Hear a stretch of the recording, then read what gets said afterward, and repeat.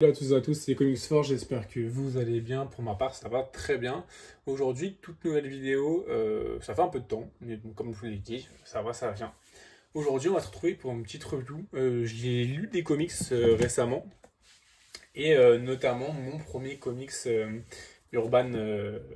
Alors, je sais pas quelle est cette collection, c'est Urban un peu classique en fait. C'est les collections Urban style BD, style grand public, qui ne sont plus des comics, de la manière dont ils les répertorient. Du coup, c'est des grands formats, alors vraiment grands formats, style BD, si je dis pas de bêtises. En tout cas, en hauteur, c'est sûr. Et du coup, mon premier achat, ça a été sur du Layla Starr de RMV, donc toutes les morts de Layla Starr, donc écrit par RMV et dessiné par Felipe Andrade, que je ne connaissais pas. Enfin, RMV, je connais, mais pas en tout cas le dessinateur. Alors, c'est un titre qui a été, il me semble, récompensé et surtout qui a été énormément plébiscité par le public. Beaucoup de gens font la pub, beaucoup de gens ont aimé ce titre. Je vais vous dire, sans spoil évidemment, si ça a été mon cas ou pas. C'est un titre qui, je vais commencer directement, est très particulier.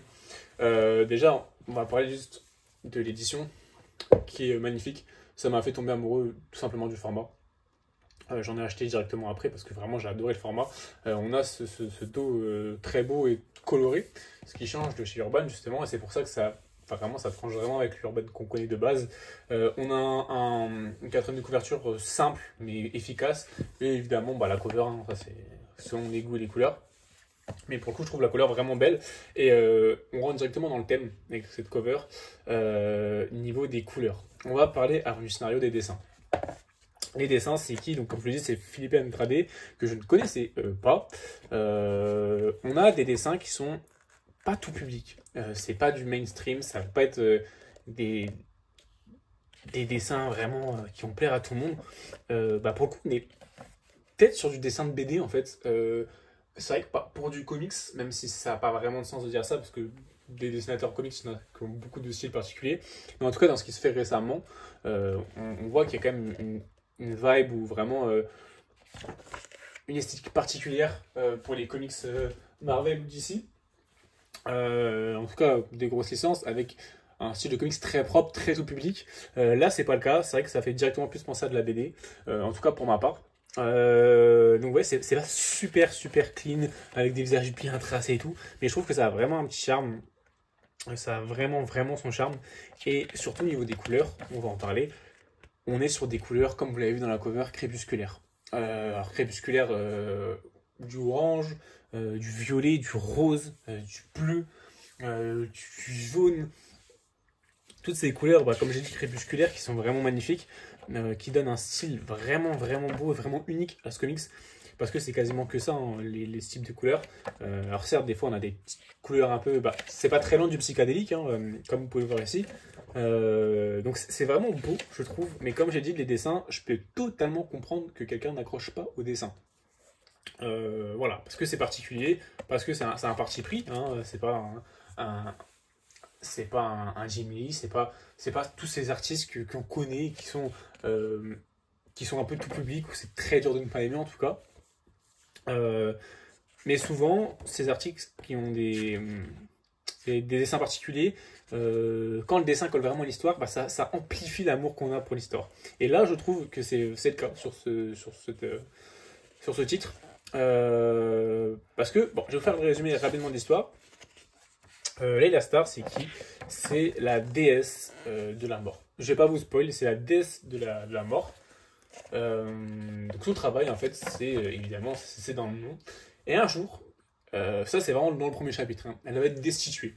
C'est-à-dire qu'elle va perdre son travail parce que un enfant va naître et dans son avenir, il va découvrir l'immortalité. Et du coup, bah forcément, on n'a plus besoin de déesse de la mort si les gens sont immortels. C'est tout à fait logique. Même si c'est un concept auquel on ne pense pas. Donc, c'est le postulat de base. Du coup, ce qui va se passer, c'est qu'elle va être destituée de son poste dans l'au-delà. Et elle va descendre sur Terre. Et son but à elle, le but premier qu'elle aura, ce sera de trouver cet enfant et bah, de s'en débarrasser. Parce que si elle s'en débarrasse avant qu'il atteigne son but, bah, il ne trouvera pas l'immortalité et elle retrouvera son travail selon elle dans l'au-delà. Donc là, on la voit en tant que déesse. Donc évidemment, on voit des dieux. Alors, je pense que c'est bouddhiste, si je dis pas de bêtises, parce que, alors, si je dis pas de bêtises, si ma mémoire est bonne, ça doit se passer vers l'Inde ou quelque chose comme ça. Je pense que c'est à peu près l'Inde. Au niveau du chara design des personnages, au niveau un peu du thème, la culture qui dégage de ce récit, et même de la religion pour le coup. Parce que la religion bouddhiste qui est vraiment plus développée là-bas que par exemple en Europe. Et donc du coup, elle se réincarne dans une femme une femme qui est morte, une femme qui mourait à ce moment-là en fait. Du coup, elle se réincarne en elle, elle revit, mais c'est Layla Starr qui va revivre en cette personne-là. Euh, et du coup, voilà, on a son chara design de déesse et on a son chara design ensuite d'humaine.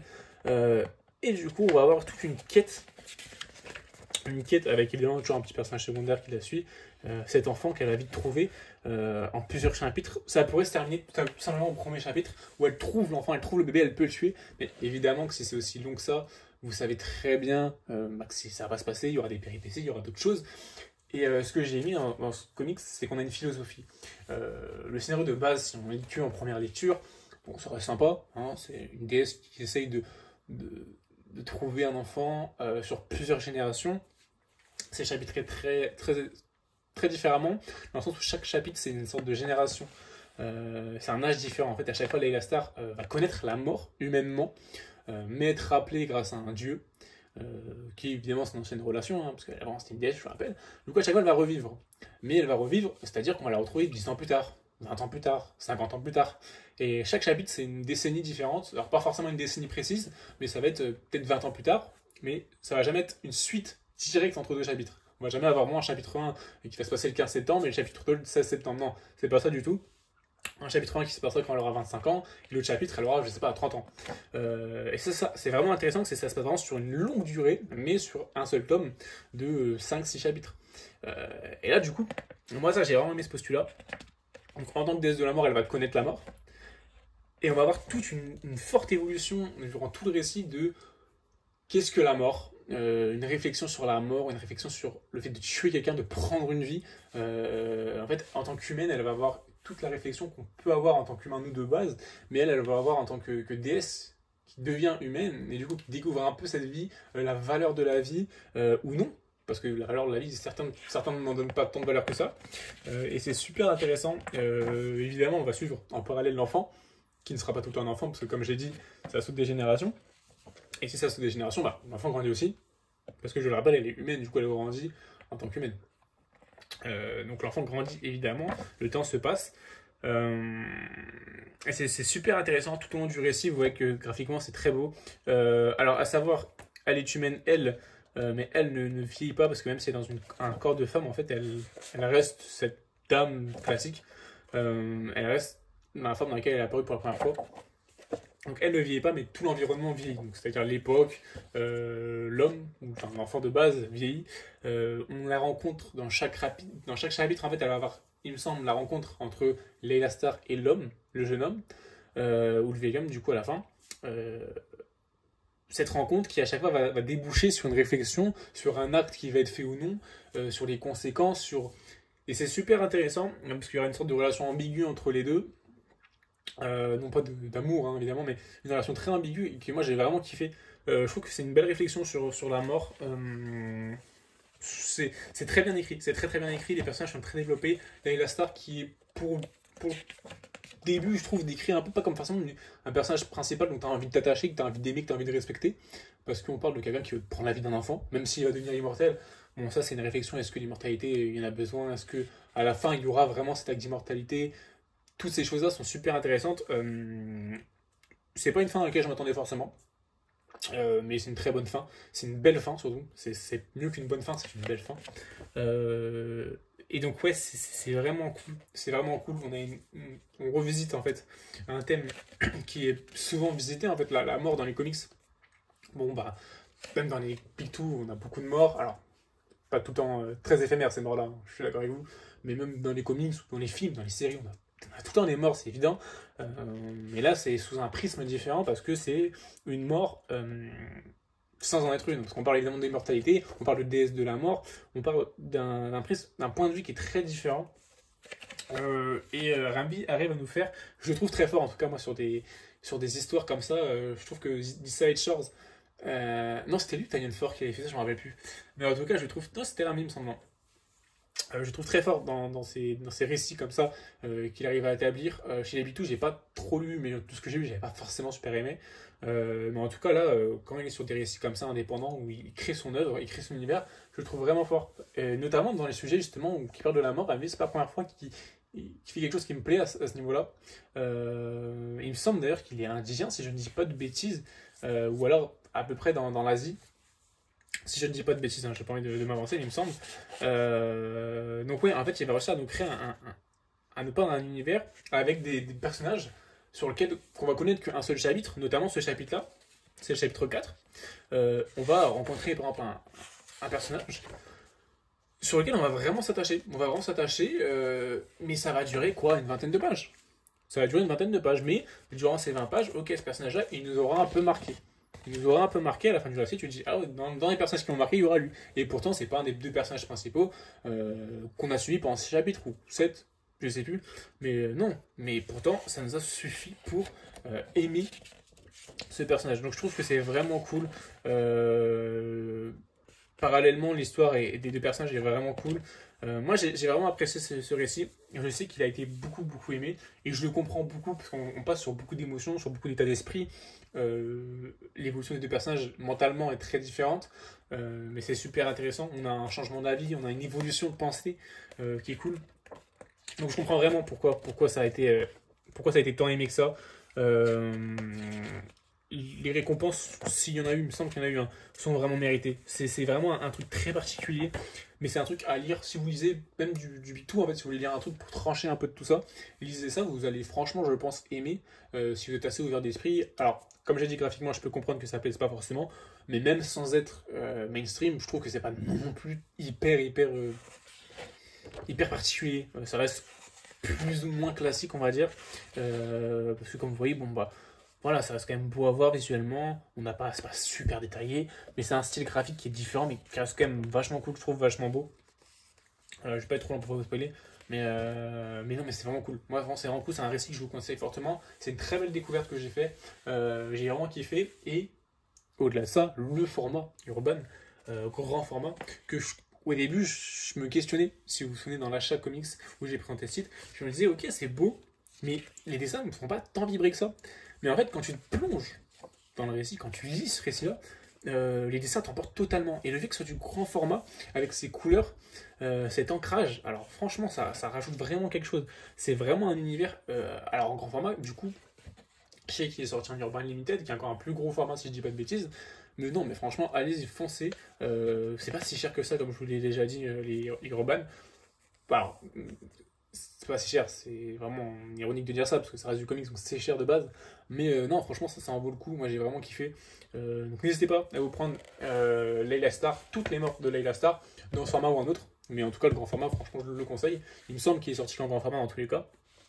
C'est un vrai comics qui trouvera sûrement sa place et qui a sûrement trouvé sa place, notamment aussi dans des BD, parce qu'un lecteur de BD peut totalement lire ça et adorer. Donc franchement, gros coup de cœur pour toutes les morts de Léa Star. Et du coup, moi, ça m'a permis, comme je vous l'ai dit, d'en découvrir plus sur du urban. Là, je suis en train de me lire The Nice House of the Lakes. Donc j'ai eu le premier tome, je suis en train de lire le deuxième tome. Je vais vous faire évidemment des reviews dessus. J'ai acheté Seven to Eternity. Ouais, j'achète parce que franchement, c'est un kiff de découvrir ça. Et si les récits de cette collection sont tous aussi bons, bah franchement c'est un régal en tant que lecteur et en tant que surtout lecteur de comics de découvrir ces trucs que franchement j'aurais jamais découvert autrement. Pour l'instant je suis à 1 sur 1, même 2 sur 2 parce que j'ai le premier tome de Nice of the Lakes, peut-être même la fin du deuxième, mais franchement c'est un gros coup de cœur aussi, je vous en parlerai. Donc voilà pour cette vidéo, n'hésitez pas à vous à me dire ce que vous avez pensé. Je sais que sûrement beaucoup l'ont déjà lu, et ceux qui l'ont pas lu je vous le conseille vraiment. C'est vraiment, vraiment, vraiment cool. Merci pour les abonnés. Je sais qu'on est à plus de 950, un truc comme ça. C'est n'importe quoi. Je comprends pas. Je comprends pas. Moi, j'ai fait une petite pause en fait. Je vous mens pas. Pendant un mois, j'ai fait une pause. Je me suis pas trop connecté sur mon tel, tout ça. Et je regarde mon YouTube Studio où je m'étais arrêté. On n'était même pas 900, je crois. Où on venait d'être 900. Et là, je vois. Alors, j'avais fait beaucoup de vidéos que j'ai publiées au fur et à mesure. Donc, pour vous, je pense qu'il n'y a pas une absence de temps de ça. Je pense que j'étais absent 2 semaines, peut-être 3 semaines. Parce que j'avais vraiment fait des vidéos à l'avance, franchement j'avais fait genre 6-7 en avance, plus les shorts en plus que j'avais fait en avance, Et là, je me connais, on est quasiment à 900, on est à 950 presque, on est pas très loin des 1000, c'est vraiment fou. Mon objectif, c'était de prendre 100 abonnés en un an. Là, on est déjà à plus de 150 abonnés, et en sachant que j'ai pas été le plus actif au monde, je comprends pas. Donc ouais, c'est fou, c'est vraiment fou. Merci grandement à vous, franchement, ça me fait vraiment plaisir. Vive les comics, honnêtement, vive les comics, vive la lecture, vive cet art qui est vraiment incroyable, où on découvre des belles choses tout le temps. Et j'espère continuer de lire des belles choses et vous partager d'autres choses. Et grâce à vous aussi, j'en apprends parce que j'ai des recommandations parfois dans les commentaires qui forcément voilà, me poussent, même si ça ne me pousse pas directement à aller l'acheter. Quand je suis sur les sites ou quand je suis en boutique, je me dis, ah, on m'a parlé de ça, je vais le lire. Et peut-être que je vais avoir un coup de cœur. Et grâce à vous aussi, des fois, j'apprends à connaître certains titres et qui me poussent à l'achat. Et forcément, souvent, comme vous voyez sur cette chaîne, j'ai souvent beaucoup de coups de cœur. Même si des fois, il y a des déçus. Souvent, et c'est souvent des titres que j'adore. Sur ce, je vous souhaite une très bonne journée, une très bonne soirée, mais surtout de très très bonnes lectures. Salut tout le monde.